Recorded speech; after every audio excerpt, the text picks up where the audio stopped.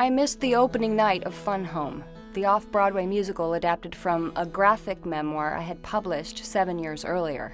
Due to a scheduling conflict, I found myself in a hotel in rural Ohio, repeatedly refreshing the New York Times theater page. I was just as glad to be in Ohio that night. It was familiar.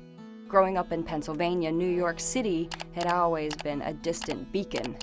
I had ceded any creative control over the play.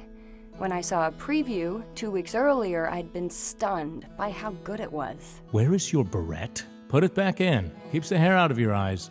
So would her crew cut.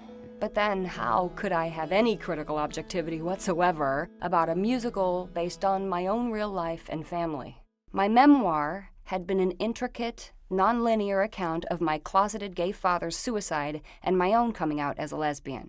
I couldn't imagine anyone breaking into song. But then I learned that musicals are always about life and death situations. You didn't notice her at first, but I saw her the moment she walked in. She was an old school butch. Someone just came in the door, like no one I ever saw before. And here we were, singing. One of my earliest childhood memories had become a lesbian anthem. My excruciatingly awkward first sexual experience was turned into an exuberant showstopper. Am I falling into nothingness, or flying into something so sublime? I don't know, but I'm changing my major to Joan. My mother, who had been a vague character in my book, was fleshed out with a devastating song about the toll of sacrifice. Days and days and days, that's how it happens. And the moment my father steps in front of the truck is a raw, dissonant revelation.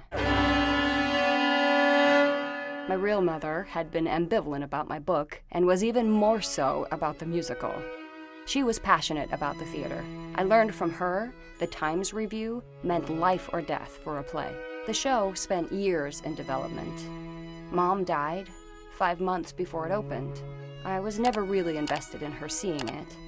I knew it would have been too painful for her in many different ways. But how I wish she could have seen the review. It was a startling, unqualified rave.